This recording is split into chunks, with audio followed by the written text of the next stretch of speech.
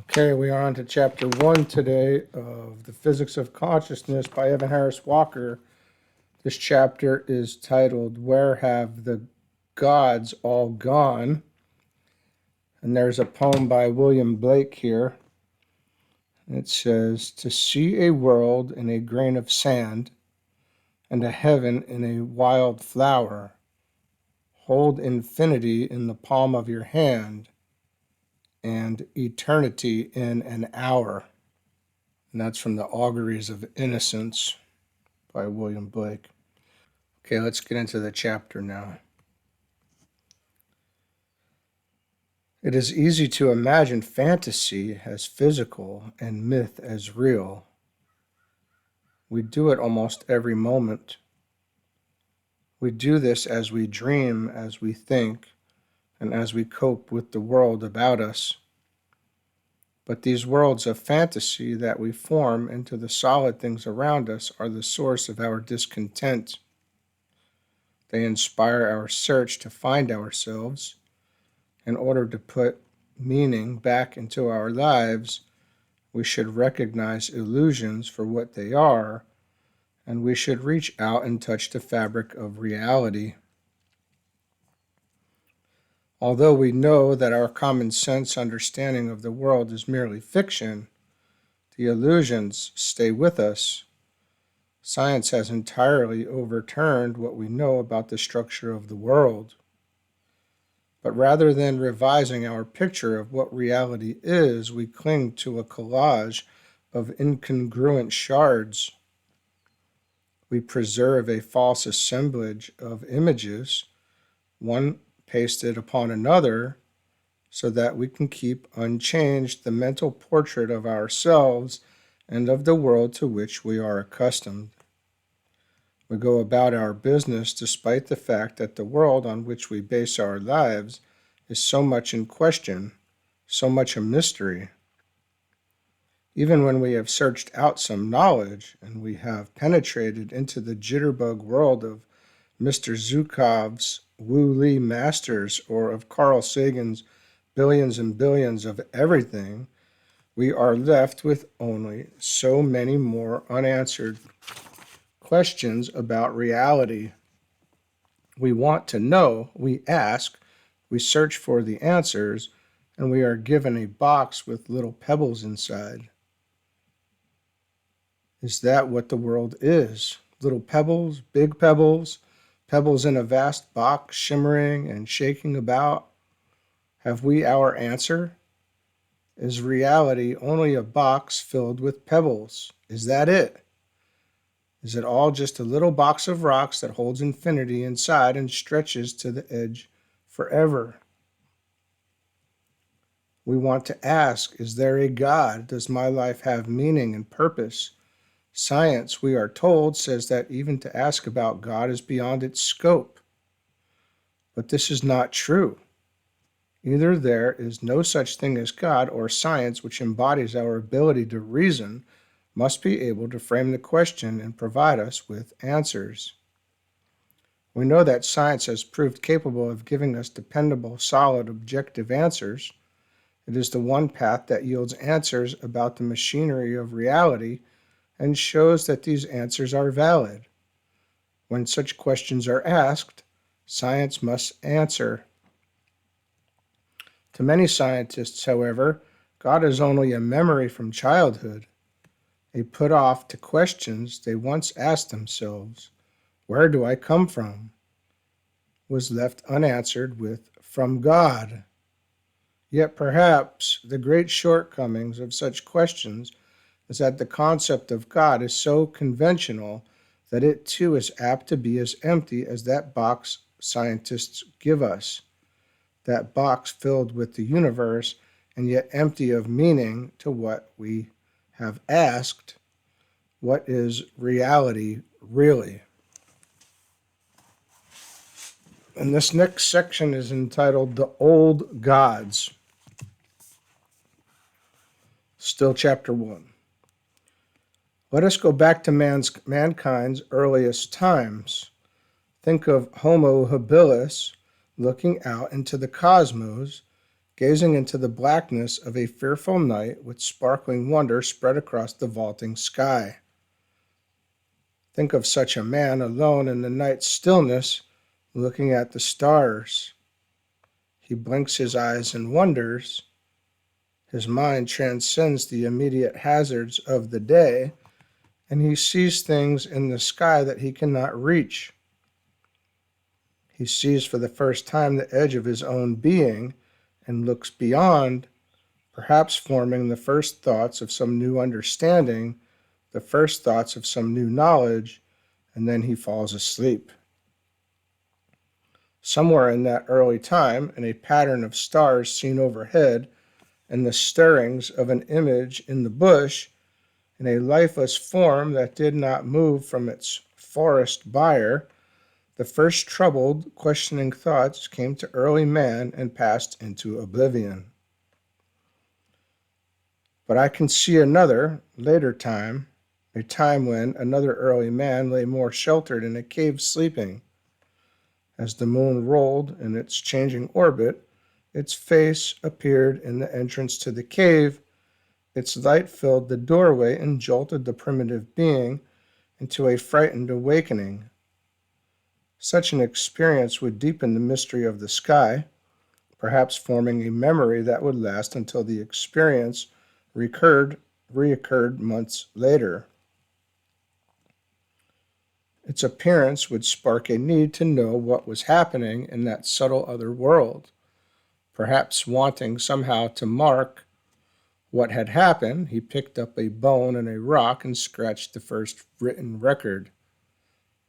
10,000 years later, archaeologists searching the ancient ruins of Gazi in the Ukraine found the record he left. There in the ivory of a mammoth's tusk lay etched the incised marks he cut, charting the passing phases and movement of the moon. I can remember awakening suddenly in the middle of the night to see the shimmering face of the moon on just such a far excursion into the northern latitudes. It peered through the branches and around the corner of my bedroom window as if it had some intent to watch me. Had I not known better, I might have set markers to test the mind of this celestial voyeur. I might have repeated the same observations that my ancient forebears made at Clava, at Kintra, at Ballochtroy, at Avebury, and on the plain at Stonehenge. 5,000 years ago, our ancestors used small stones and wooden posts stuck in the ground to record the moon's excursions and the constancy of the celestial bodies. These stones and posts, like modern marks on paper, described celestial laws of motion, measured out man's course in the world, and marked his woman's cycles. These posts, the markers of one age, repeated through 1,000 years, have become the tools of ritual and the talismans of the old gods our ancestors worshipped. These were gods in the sky, regular, dependable, knowable. They were worshipped, but they were always out of reach. The moon has wanderings. More than the sun, it has features, subtleties that suggest the mystical nature of imagination. But having recognized the moon as a goddess of the night, who then could fail to recognize the true carrier of power over life? Who then could fail to see the powerful eye of God? Think of that earliest time, the time of the old ones. This was a religion wherein people paid homage to a God who reigned over them and gave them warmth and life, a God they could see who stood over them, looking at them with his one gleaming bright eye, the sun. But others in other times created other gods and other pictures of their idea of reality. Others in treacherous forest worlds saw gods frozen in wood, awaiting the knife to carve them free. Stones awaited the chisel to liberate their power, a power over the mind, a power to throw terror back into the forest, a power of death. They created images, gods cut from their own images. They made gods of wood and stone. They made images drawn of lines and paint upon the walls of caves, and the lines became words. What images flashed in the minds of those who painted the Lascaux caves 1,000 generations ago? What thoughts beyond mere existence flickered in the minds of those of species Homo habilis who left their footprints in the soil at Olduvai 5 million years ago? Whatever structured the reality they imaged beyond what they could immediately see, those thoughts were the beginning of what we are today.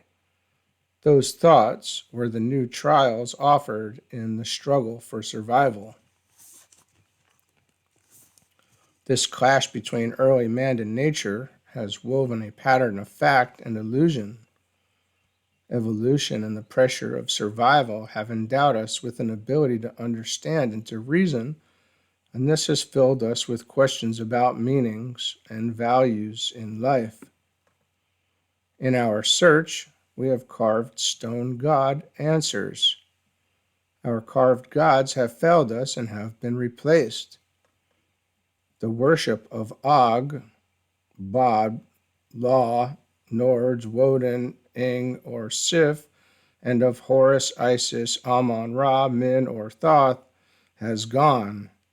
Adad, Ashur, Baal, and Gebel are gone, as are Nintu, Nuska, Shala, and Sin. Zeus's and Aphrodites have rotted into the soil, and the Jupiters and Venuses are scattered, broken marble busts and torsos that line vacant halls as epitaphs to a world that is now gone. Our fathers struggled against these gods and found their victory.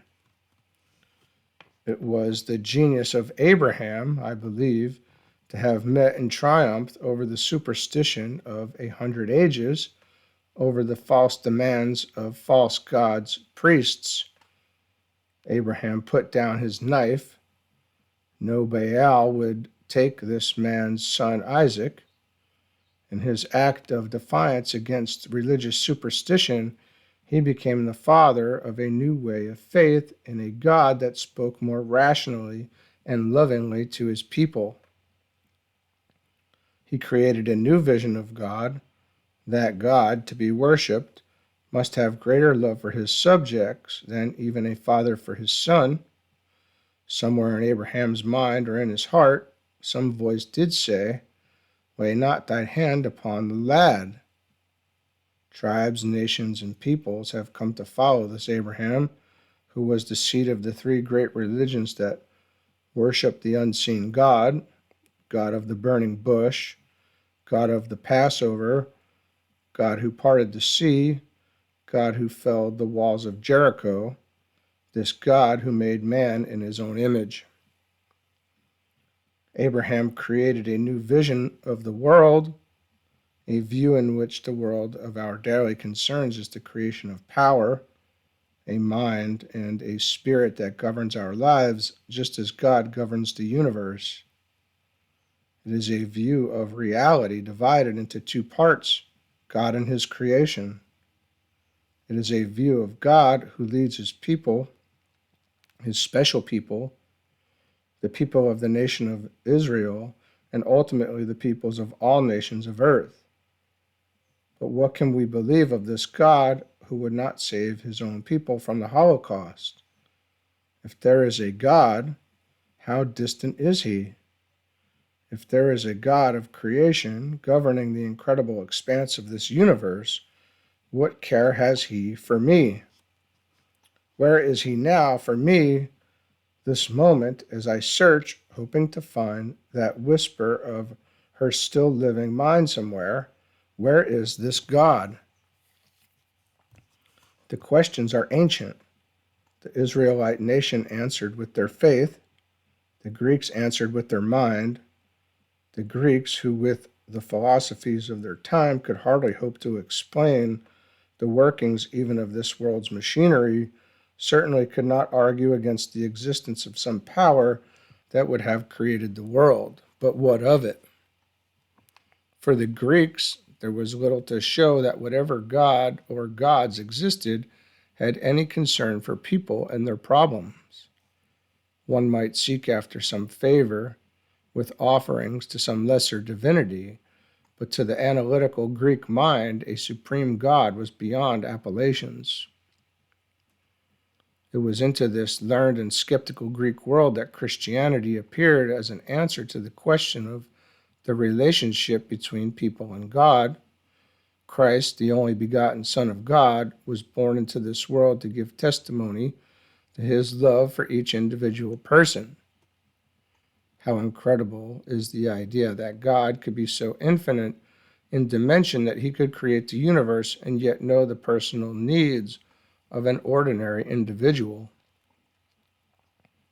Jesus came into this world as an answer to the prophecies of Isaiah, to give wondrous signs, to suffer the death of crucifixion, and then to rise from the dead, showing at once the personal love and infinite sovereignty of God. Paul carried the message to the Greeks and throughout the Roman world.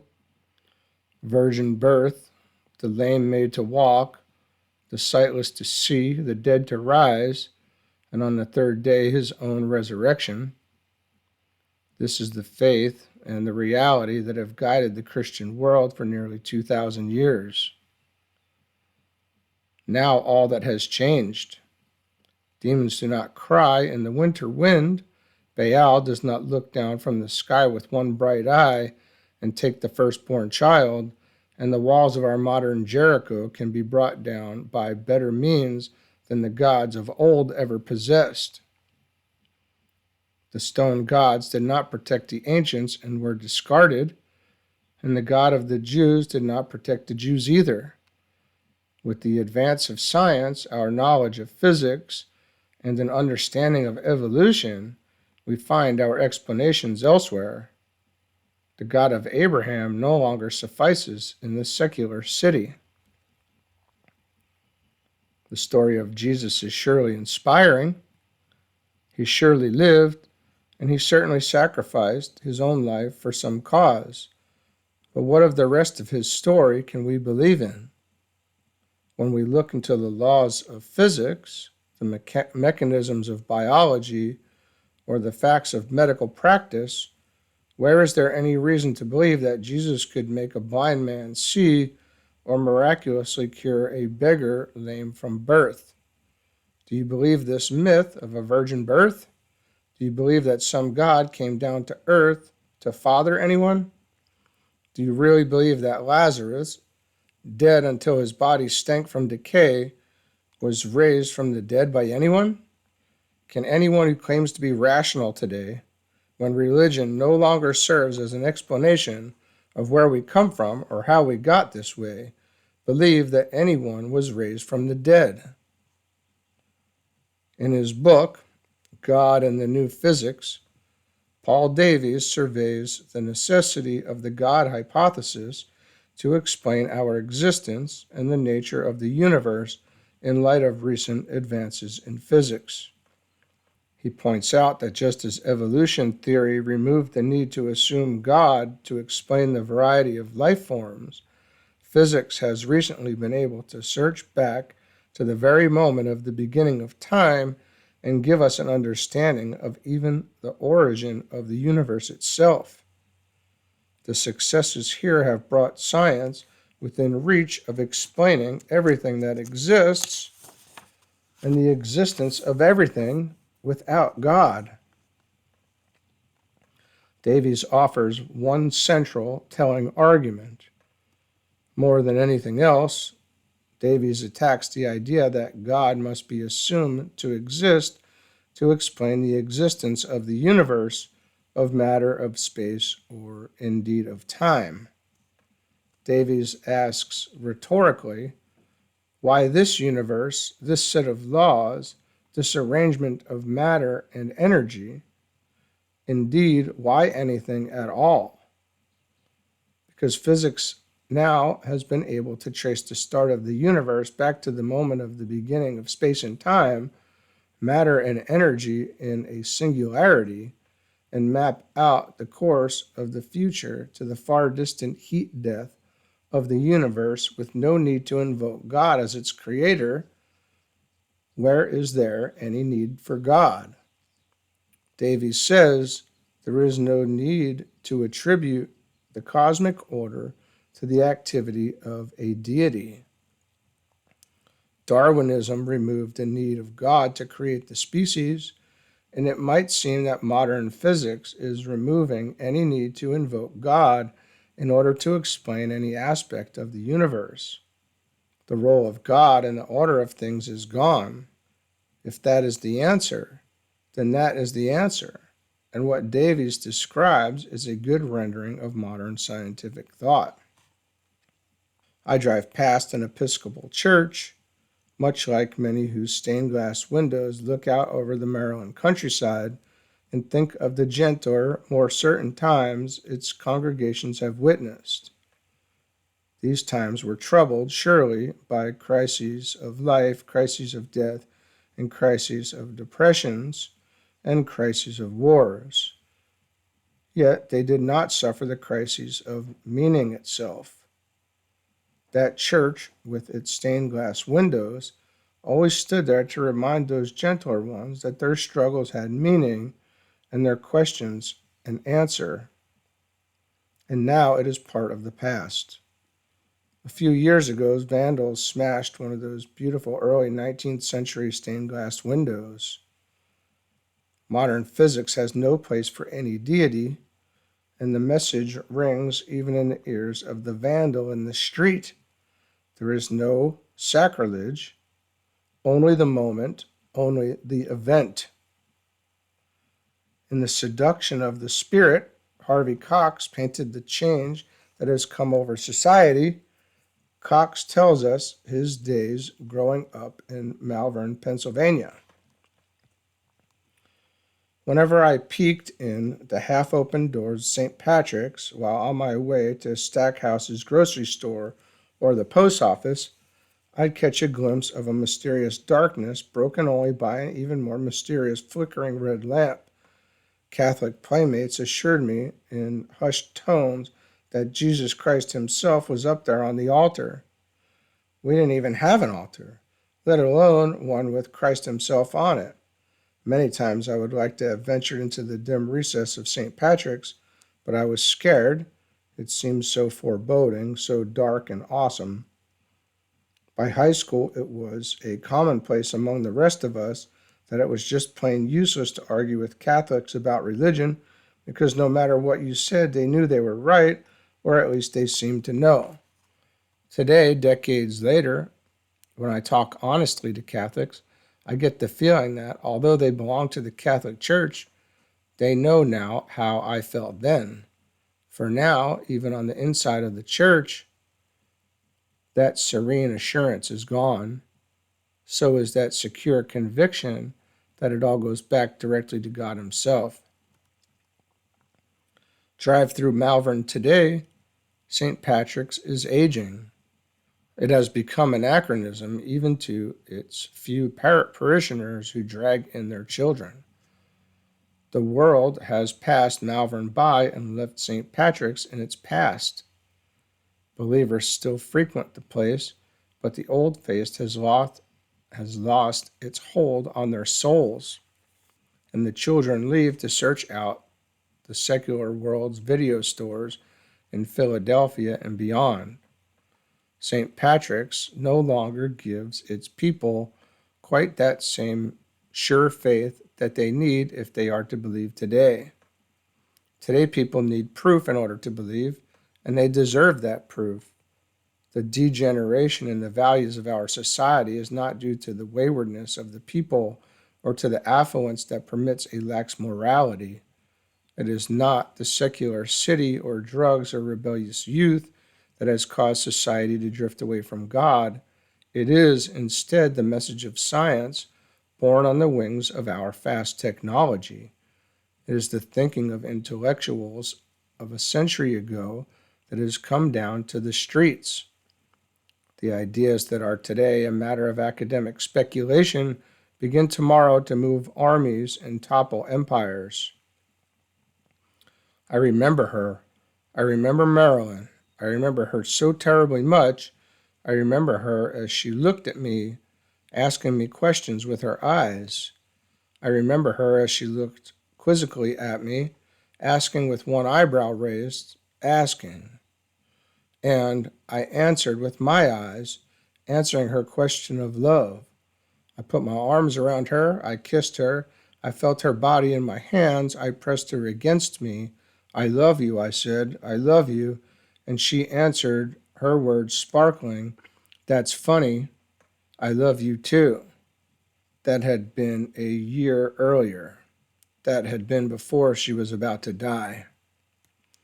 Harvey Cox writes, I have tried to make clear that metaphysical operations cannot be muted by the secular age, but that metaphysical systems will neither again integrate whole societies nor still men's persistent questions as once they did. But Cox is dreadfully wrong. There are answers, the truth does exist, and when the truth is honestly sought with a mind that is ready to accept the truth, whatever the truth turns out to be, then the answers do come, and the answers change people. End of chapter 1.